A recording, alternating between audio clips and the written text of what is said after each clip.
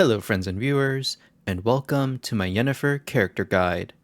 If you are just here for a quick reference, I've created a pocket guide for the beginning of the video.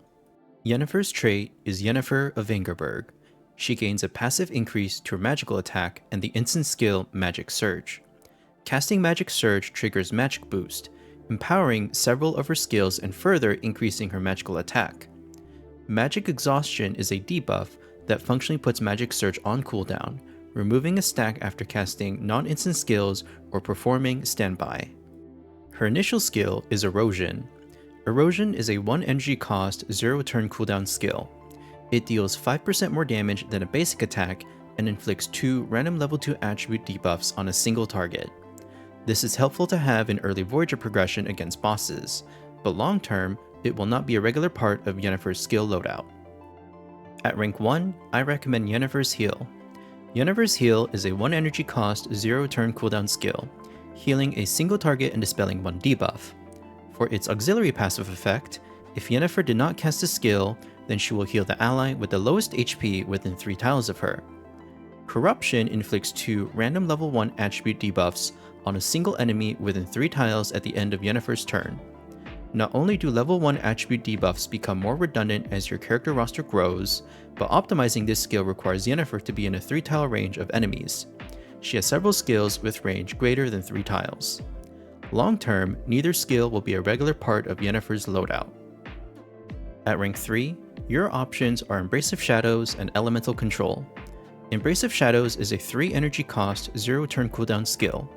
Yennefer selects a target tile and performs 2 actions.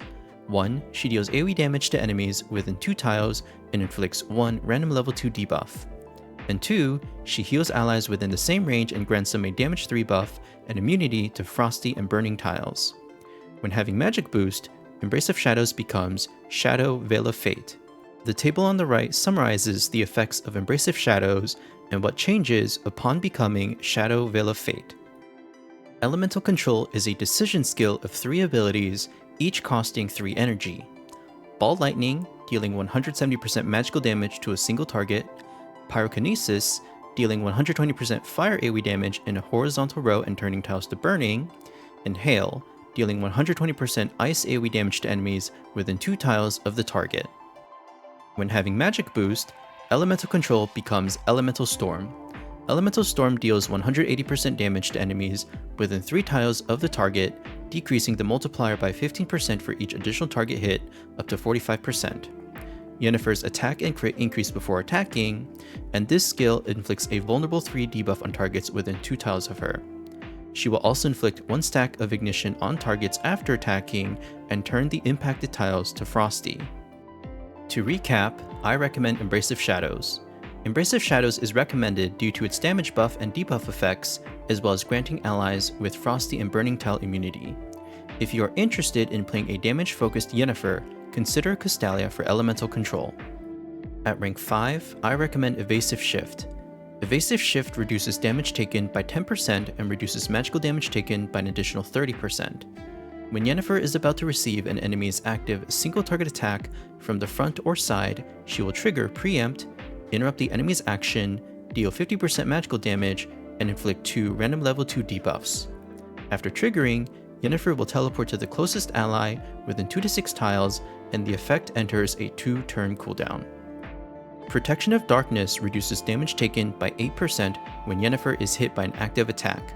Before the attack, the damage taken is further reduced by 10% for each debuff on the attacker, up to a maximum additional reduction of 30%.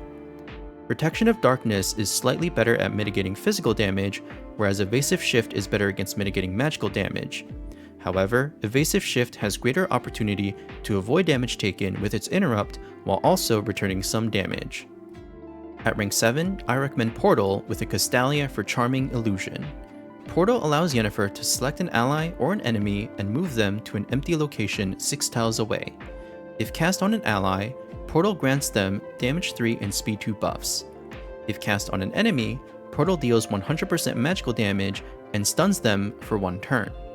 After teleporting, Portal will trigger additional damage via Pursuit within a 2-tile radius and inflict vulnerable 3 on targets. Charming Illusion allows Yennefer to create an illusion at a target location and inflict Bewitch on enemies within a 2-tile radius. Casting Bewitch will deal 80% magical damage and inflict Vulnerable 3 on targets.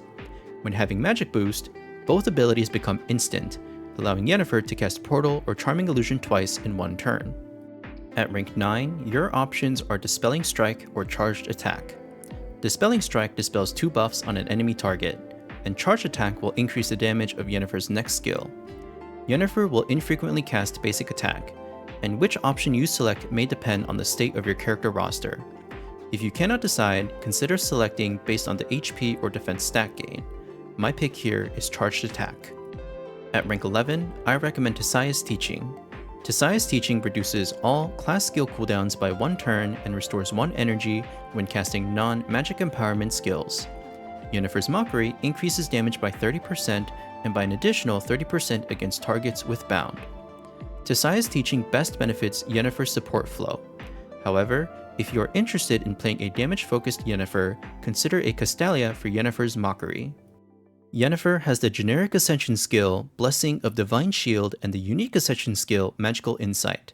Magical Insight increases Yennefer's damage and healing output with and without Magic Boost, which is more meaningful for general play. Blessing of Divine Shield is only impactful when more magical damage mitigation is required.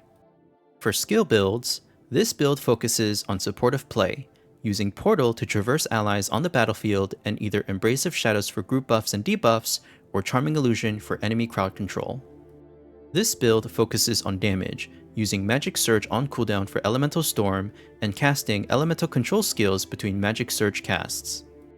Yennefer's Astral Imprint is Obsidian Star. Obsidian Star passively increases both magical damage and healing effects. Unique to Yennefer, before using Magic Empowerment skills, she gains the Obsidian Star 4 buff. Obsidian Star 4 increases magical damage by another 16% and healing effects by another 12%. Skills cast on allies will dispel 1 debuff, and skills cast on enemies will dispel 1 buff. This fits Yennefer's gameplay profile well, but for other characters, there are more competitive options for damage and healing.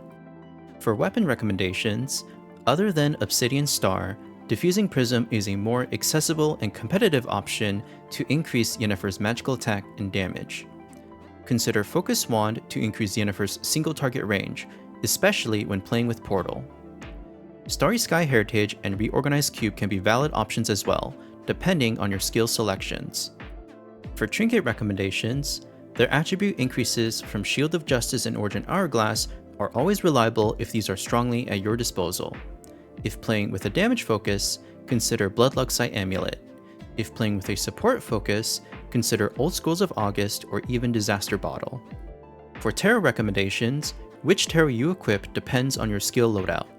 Magician to increase your damage output, Elegance of the Empress for debuff conversion, Mercy of the High Priestess to increase your healing, or Temptation of the Devil on any maps with high target count. For engravings, Sword and Wand remains a reliable engraving combination for the attribute increases after moving, benefiting her damage and healing outputs. You can consider Cup and Wand in a support-focused playstyle for the cooldown reset and energy refund, increasing the frequency of casts like Portal and Charming Illusion. For a quick overview of external category buffs, Geralt's Bonds of Kaer Morhen increases damage and piercing damage done by 10% and by an additional 20% against enemies with bound debuffs. Rico's World's My Oyster grants damage and crit bonuses, scaling with the number of targets hit. Miguel's World Drifter uniquely provides more attack and defense than the typical leader's auras. Akambe's Rewards and Punishments will reduce the cooldown of Yennefer's Portal by 1 turn. That concludes this character guide. If you have any feedback to share, please leave a comment below. I'm always open to listening and learning, and I don't mind being wrong.